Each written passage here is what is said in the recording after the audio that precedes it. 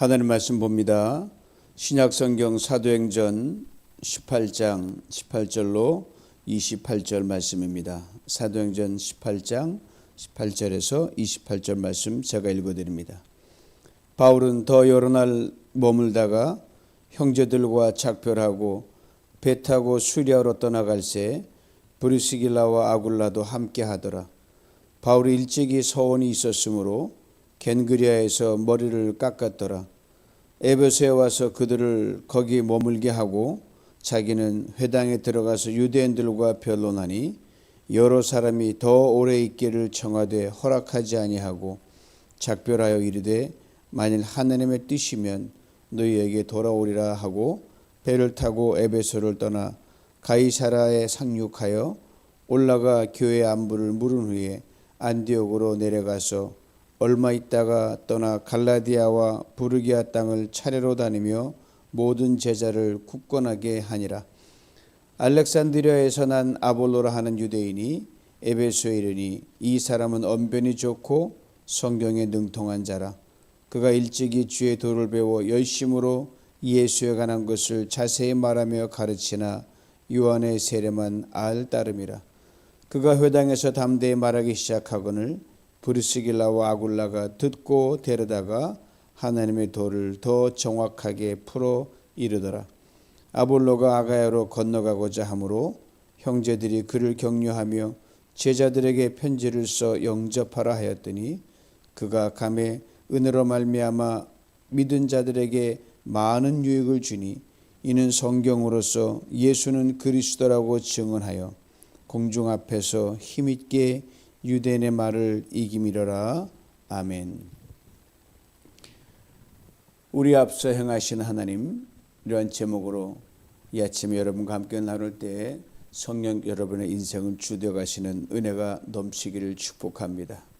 오늘 보면 크게 둘로 나누어집니다. 18절로 22절까지는 바울이 2차 전도여행을 마무리하면서 이제 안디옥으로 돌아오는 귀로의 여정입니다. 또 다른 하나는 23절로 28절까지로 3차 전도여행의 시작을 여는 대목입니다.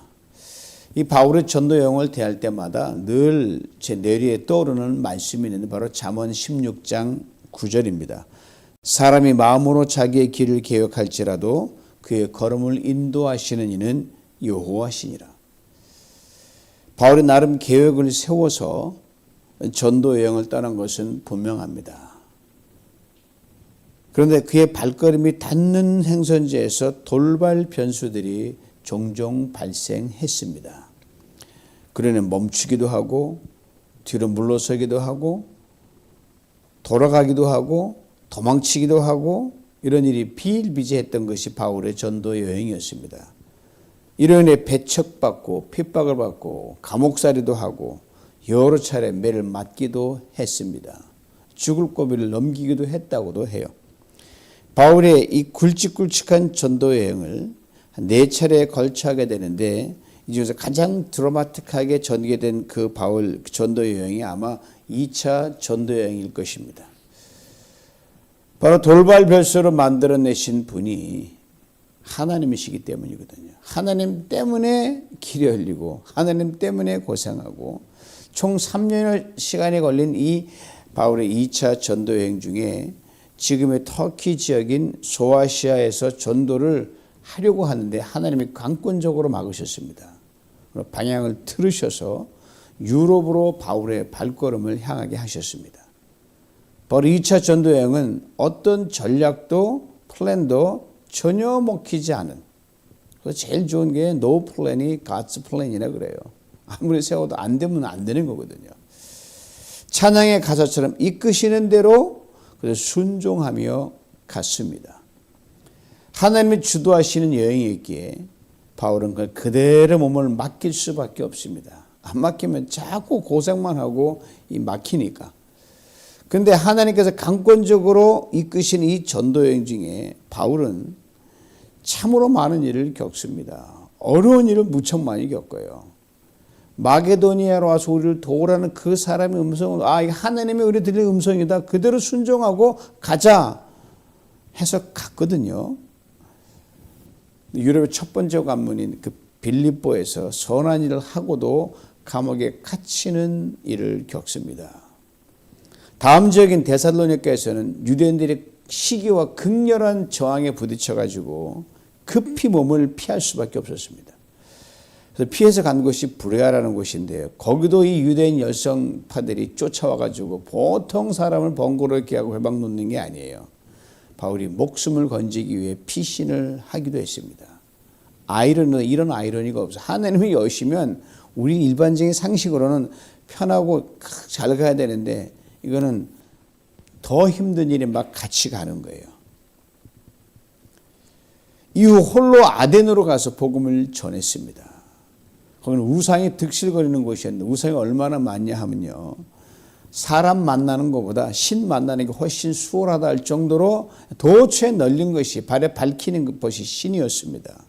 지금 아테네를 성경에는 아덴이라고 그렇게 적고 있습니다. 거기서 당시 내노로 하는 철학자들과 열띤 논쟁을 벌이느라고 진땀을 빼기도 했던 바울이었습니다. 그리고 아덴의 관리 디오누시오와 다마리라는 귀부인이 예수를 믿게 되는 귀한 결실을 맺었습니다. 혹자는 아덴에서 전도가 실패했다 이렇게 하는데 하나님의 플랜은 실패가 없거든요.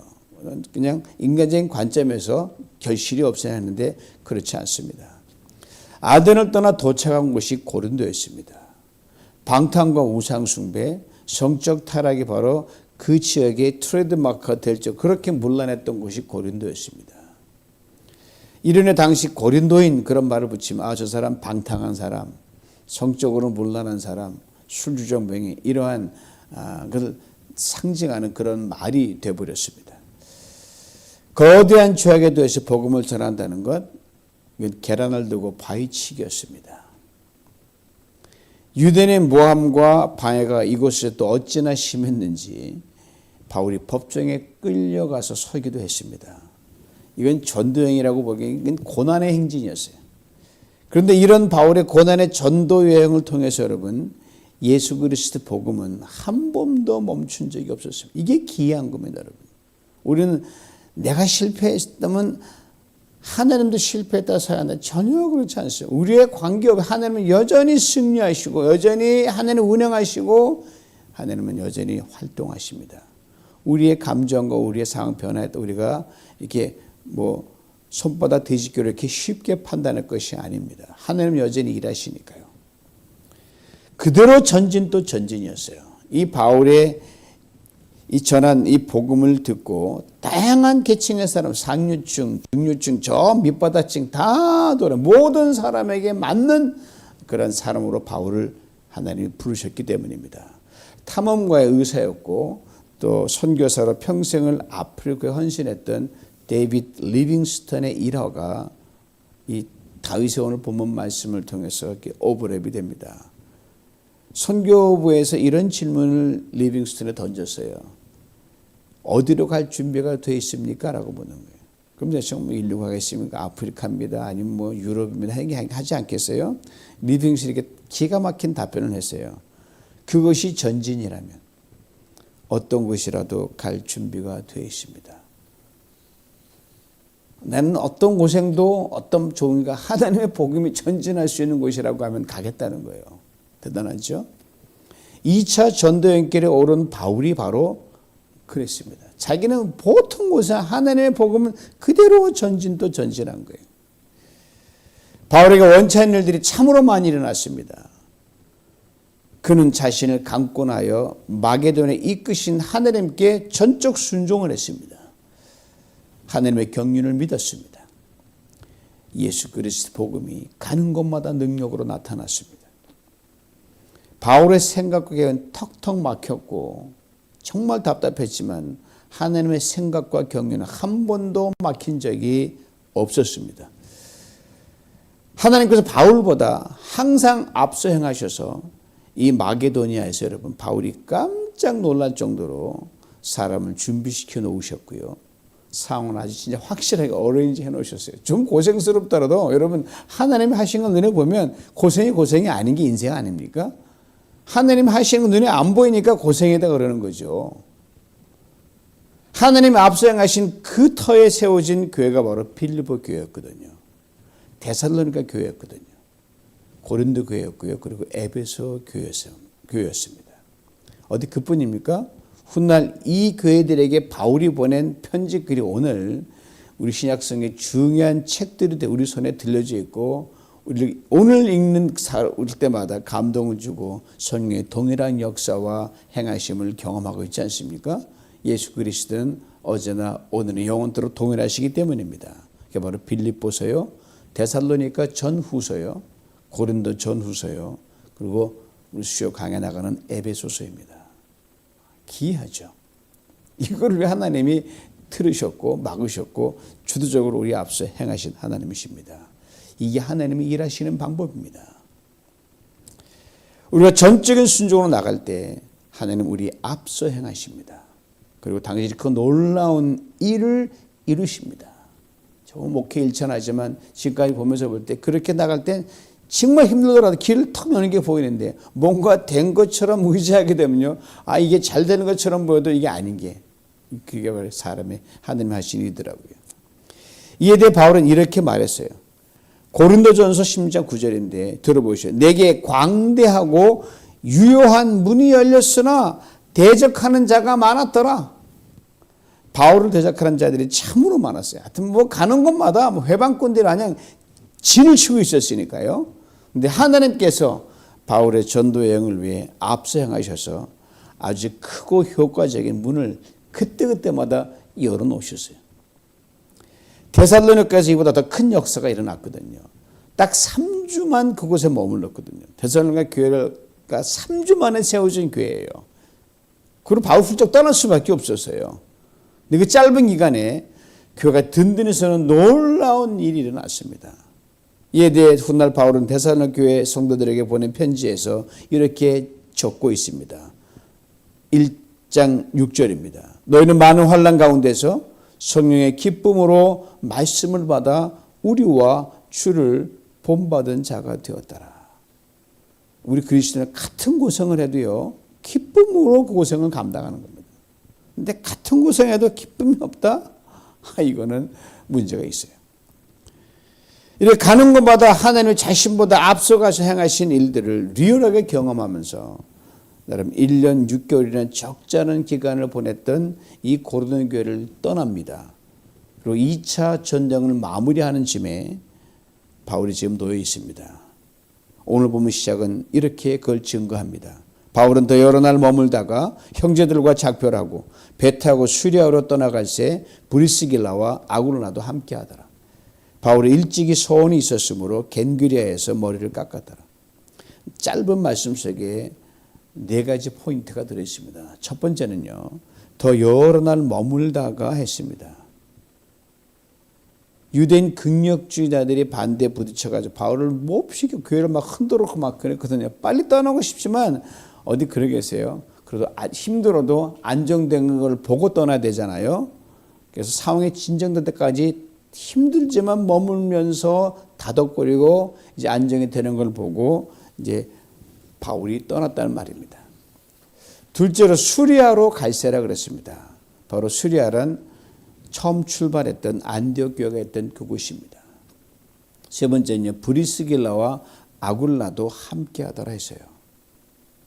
브리스길라와 아굴라, 바울이 고린도에 처음 도착했을 때 만났던 평신도 부부입니다. 바울의 사역을 물심양면으로 도와서 고린도 교회를 세우는데 큰 힘이 되어줬습니다. 정말 기가 막힌 부부예요. 저도 교회 내 부부로 계시는 분들에게 늘 기도할 때 지금 부족하지만 이 부부가 브리스길라와 아굴라 같은 부부가 되게 만들어달라고 우리 기도합니다. 기도는 응답이 되니까요. 그런데 이 부부가 바울의 귀향길에 동행이 되어줍니다. 얼마나 고마운 일입니까? 이후 이 부부가 바울을 어떻게 도왔는지 바울의 고백을 통해서 대단하다, 그렇게 감탄사를 연발하지 않을 수밖에 없습니다. 로마서 16장 4절이에요. 그들은 바로 브리스길라와 아굴라거든요. 내 목숨을 위하여 자기의 목까지도 내놓았나니 바울의 전도여행에서 바울을 목숨 걸고 죽이려고 덤벼든 사람도 있었지만, 그런 반면에 이제는 바울을 목숨 걸고 지키고 도와주었던 사람들이 있는 거예요. 인생 살다 보면 힘들게 한 사람이 있지만 그쪽 바람 인생 살맛이 안 나지만, 나를 힘들게 정말 돕는 사람 보면 살맛이 나거든. 방향을 잘 보셔야 돼요. 하나님께서 바울 앞서 행하셔서 이렇게 기이하게 사람들을 예비해 놓으셨어요. 이제 네 번째입니다. 겐그리에서 머리를 깎았다고 했습니다. 바로 왜 머리를 깎았는지 짐작해 주는 대목이 있는데, 바울에게 소원이 있었기 때문입니다. 바울, 이방인의 사도로 하나님께서 일방적으로 택하시고 부른 사람이 바울입니다. 그래서 너 완벽하잖아요. 태초부터 못 태어나기 전부터 택정하여 불렀다, 이렇게 바울이 고백했거든요. 그래서 거역할 수 있는 사명을 완수하게 바울은 미친 듯이 사명자의 길을 달려갔습니다. 그런데 이번 2차 전도여행 중에 하나님이 자신을 행하신 일들을 그냥 쫙 들여다보고 생각해 본 거예요. 희한한 일이 많이 일어났으니까요. 그리고 전도여행 중 어느 날 하나님께 소원을 하게 됩니다. 아마 하나님의 강권적 간섭에 순종해 이루어진 2차 전도여행에 대한 특별한 감사를 담았지 않을까 싶습니다. 그리고 이후 이런 엄청 나를 택정하셨지만 이건 보통 여정이 아니다, 바울이 정말 깨달았거든요. 이후 이 여정 이후부터 내가 인생에 이러이러하게 하리라 중대한 결심을 그 소원에 담았습니다. 그렇게 짐작이 돼요. 그 소원에 대한 이행의 표시로 이렇게 안디옥으로 돌아오는 여정에 고린도의 외항인 갱그레에서 머리를 먼저 깎습니다. 그 자린 머리카락을 당시 6월절 절기에 맞춰서 예루살렘 성전에 올라가서 자신의 번제물과 함께 머리를 태웠을 것으로 보입니다. 이 소원이 바울의 전도여행의 커다란 분기점이 됐음에 틀림없어요. 이를 짐작해주는 대목이 오늘 본문에 등장하는데요. 바울이 돌아오는 여정이 에베소에 잠깐 들리는 그 여정이 있었거든요. 그래서 그 회당 유대인들이 복음을 전하는데 이 사람들이 반대 안 하고 귀를 기울여 아주 호의적으로 자기 말을 듣는 거예요. 그러면서 좀 더 좀 오래 있다 가십시오. 그러니까 오래 거꾸로 청하는 거예요. 바울이 청을 거절하고 떠나면서 그들에게 이렇게 말을 합니다. 21절이에요. 작별하여 이르되 만일 하나님의 뜻이면 너희에게 돌아오리라 하고 배를 타고 에베소를 떠나니라. 하나님의 뜻이면 다시 만나게 될 것이라고 했습니다. 그죠? 돌아보면 자신이 자원에서 사명을 감당한 줄 그렇게 알았어요. 보니까 그게 아니더라는 거예요. 이번 전도여행을 통해 하나님이 하셨기 때문에 가능한 거란 겁니다. 돌아보니 무엇 하나 자신의 뜻대로 되는 것은 아무도 없었어요. 하나부터 열까지 전부 다 하나님의 뜻에 의해서, 하나님의 뜻을 위해서 하나님의 강권적으로 이끌어 자기의 발걸음을 그저 여기까지 이리저리 옮기셨다는 것을 바울이 철저히 깨닫습니다. 아침에 불렀던 찬송가 있잖아요. 내 주의 뜻대로 행하시옵소서. 내 보는 일들을 다 주께 맡깁니다. 살든지 죽든지 뜻대로 하옵소서. 이렇게 예수 그리스도의 복음을 달려가게 하라는 결단을 담은 고백이었습니다. 여러분, 살든지 죽든지 이건 무서운 말이 아니라 살다가 죽는 게 인생 아닙니까? 그 고백 여러분 정말 진지하게 할 수 있고 그래 살아갈 수 있어요. 바울만 하는 게 아니고 누구나 할 수 있어요. 무서운 말이 아닙니다. 우리를 격려하고 힘이 되게 해주는 말입니다. 저는 문맥을 살펴볼 때 그때 에베소를 떠나면서 브리스글라 아굴라 부부를 남겨두고 간 것으로 보입니다. 아마 성령께서 이것과 후일을 대비해서 바울의 마음을 움직여서 너 혼자 가라 남겨둔 걸로 봐요. 이제 바울이 돌아와서 예루살렘 성전으로 올라갑니다. 자신의 소원을 즉시 행동에 옮깁니다. 그리고 안디옥으로 돌아와요. 이로써 바울의 드라마틱한 2차 전도여행이 막을 내리게 됩니다. 안디옥 올라온 바울 얼마를 머물다가 3차 전도여행을 떠나는데 계보로 23절에 기록되어 있습니다. 얼마 있다가 갈라디아와 부르기아 땅을 차례로 다니며 모든 제자를 굳건하게 하니라. 이 말씀 치고 여러분 한 사람이 등장하는데 바로 처음 듣는 아볼로라는 사람이에요. 24절을 봅니다. 알렉산드리아에서 난 아볼로란 유대인이 에베소에 이르니 이 사람은 언변이 좋고 성경에 능통한 자라. 알렉산드리아 당시 학문의 도시였습니다. 당시 이곳에 유대인 디아스포라가 한 100만 명 정도가 살았다는 굉장히 많은 인구죠. 때로 거기에는 구약 성경의 조예가 깊고 해박한 학자들이 많이 있었습니다. 구약의 모든 사건들을 종합해가지고 그 역사적 의미를 지닐 뿐 아니라 이것이 오실 메시아 예수 그리스도를 지향하고 있다고 그렇게 믿은 사람들, 지금도 그들은 이렇게 믿고 있으니까요. 아볼로도 그런 사람 중에 하나였어요. 에베소에 이르니라고 했어요. 에베소, 바울이 2차 전도행 중에 그렇게 가고 싶어 했던 곳이었어요.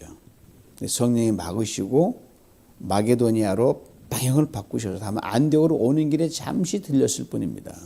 그런데 이 에베소를요, 하나님께서 3차 전도행의 중요한 거점으로 삼으셔서 바울보다 앞서 아볼로를 그곳에 보낸 겁니다. 아시는 바울은 언변이 좋지 못했습니다. 바울의 연약함을 아시는 하나님께서 언변이 탁월하고 성경에 능통한 이 아볼로를 먼저 보내서 사전 물밑 작업을 다 해놓으신 거예요. 바울이 말만 하면 그냥 받아들이도록 이 마음의 밭을 다 준비시켜 놓은 거예요. 참 기이하셔요.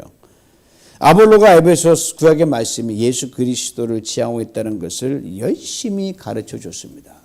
유대인들이 많았으니까요. 그런데 바로 그 자리에 브리스길라와 아굴라 부부가 함께 늘 그 말씀을 들었는데 하루는 아볼로를 자기 집에 초대를 합니다.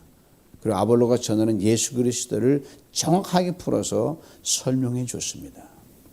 문맥을 보아 당시 아볼로는 오실 예수 그리스도를 분명히 알고 있었던 건 분명히 맞아요. 그래서 회개하라, 예수 메시아가 오신다 이렇게 세례 요한의 그걸 들었다는 게 그 말이거든요. 근데 이미 예수는 이미 오셨거든요. 십자가를 지셨고 죽으셨거든요. 부활하셔서 지금 살아계셔서 우리의 삶의 성령으로 와 계신 예수 그리스도인데 이 아볼로에게 연결을 못 시켜서 네가 말하는 예수가 바로 이 예수다라고 딱 구약과 신약을 악구를 맞춰줍니다. 구약 성경이 지향하고 있는 예수 그리스도가 바로 이 땅에 오셔서 죄와 사망에서 우리를 건지시고 십자가를 지신 그 예수다. 죽으신 그 예수다. 부활하신 그 예수다. 성령으로 오신 그 예수다를 분명히 일깨워줍니다. 근데 아볼로가요, 놀라운 이 평신도 부부의 말을 100% 수용하고 믿습니다. 그래? 성령이 강권적으로 그를 바꿔놓습니다. 이후부터 예수 그리스도의 십자가 부활을 담대히 증거하기 시작했습니다. 이 오실 예수가 오셨다. 예수를 믿어야 증거한 거예요.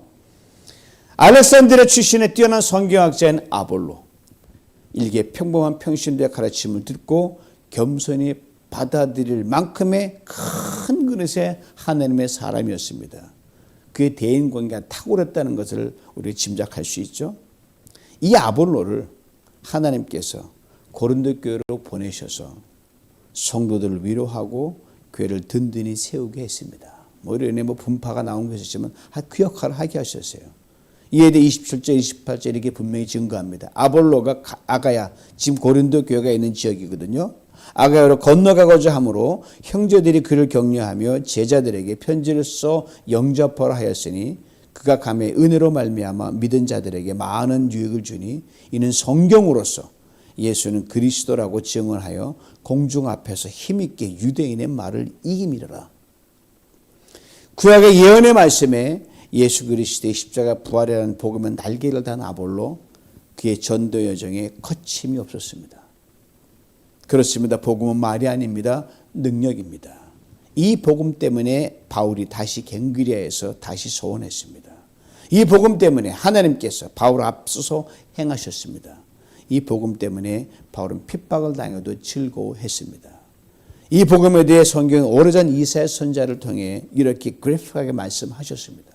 이사야 53장 4절 6절을 봅니다. 들어보세요. 그는 실로 우리의 질고를 지고 우리의 슬픔을 당하였거늘 우리는 생각하기를 그는 징벌을 받아 하나님께 맞으며 고난을 당한다 하였노라. 그가 찔림은 우리 허물을 인하며 그가 상함은 우리의 죄악 때문이라.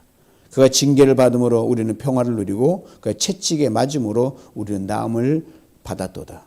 우리는 다 양 같아서 그릇 향하여 각기 제 길로 갔거늘 여호와께서는 우리 모두의 죄악을 그에게 담당시키셨도다. 그가 바로 700년 이후 이 땅에 사람으로 오신 예수 그리스도 하나님의 아들이십니다. 그가 이 말씀 그대로 성경대로 우리 죄를 대신 지시고 십자가에서 창에 찔리고 가시에 찔리셨습니다. 그가 우리 대신 채찍에 맞으셨습니다. 죽으셨습니다. 부활하셨습니다. 그리고 성령으로 우리와 함께 계십니다. 사랑하는 성도 여러분, 이 예수가 우리의 삶에서 진정한 능력이 되는 삶을 살아가고 있는지 진지하게 우리 각자를 돌아볼 수 있기를 원합니다. 이 예수께 붙들린 자로 흔들림 없이 걸어가도록 하나님께서 바울을 다시 강권적으로 돌이켜 세우셨습니다. 그리고 바울 앞서 행하셔서 참으로 놀랍고 귀한 일들을 행하셨습니다. 이것을 깊이 깨달은 바울, 다시 죽도록 충성하겠노라 소원했고 그대로 달려갔습니다. 이런 그의 고백을 들어보셔요. 갈라디아서 6장 14절입니다. 내게는 우리 주 예수 그리스도의 십자가 외에는 결코 자랑할 것이 없도다. 아볼로도 예수 그리스도의 십자가와 부활의 복음의 날개를 달고 거치것 없는 전도인의 삶을 평생 살아갔습니다. 어떤 날 저녁을 먹으면서 본문을 말씀 묵상하고 십자가를 깊이 묵상하면서 이렇게 쉼없이 제 마음에서 울리며 되뇌었어요. 주님, 내가 무엇이간데 나를 위해 이렇게 사람이 되셨습니까? 주님, 내가 무엇이간데 나를 위해 십자가 고난을 당하셨습니까?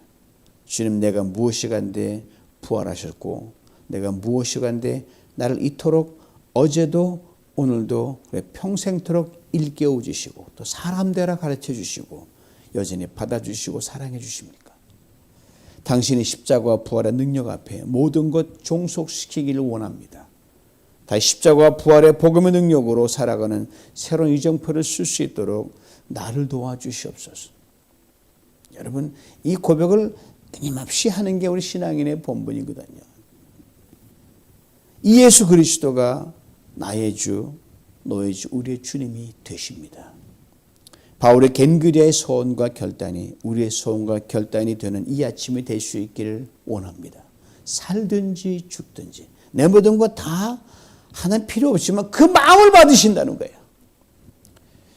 그리 될 때 하나님께서 우리 인생 앞서 행하시면서 예수 그리스도의 십자가와 부활의 능력으로 아주 기이하게 역사하여 주실 것입니다. 그 능력 앞에 우리 가난도 연약함도 질병도 문제도 결코 힘을 쓰지 못하게 될 줄 믿습니다. 우리 발걸음을 뗄 때마다 우리와 함께할 브리스길라와 아굴라 그리고 아볼로 같은 사람들을 기이하게 붙여주실 줄 믿습니다. 복음, 예수 그리스도 복음 그 앞에 여러분 밥 먹을 때마다 누구라면 그 앞에 시인하고 나가실 때 여러분의 모든 상황에 길을 여시면서 기회가 역사하는 걸 보게 할 줄 믿습니다. 은혜 안에 거하는 복된 삶이 되시길 주님의 이름으로 축원합니다. 하나님 아버지 감사합니다. 예수 그리스도의 십자가의 부활의 능력을 다시 우리 삶에 분명한 지표로 분명한 목적으로 삼아 나가길 원합니다. 주님 우리 앞서 행하셔서 전에 하지 못한 일 하게 만들어 주시고 연약한 우리의 모두를 통하여 주여 놀라운 구원과 생명의 역사를 우리 삶에 이루어 주시고 신바람 나는 그러한 믿음의 삶을 갈 수 있도록 축복하여 주시옵소서. 예수님의 이름으로 기도하옵나이다. 아멘.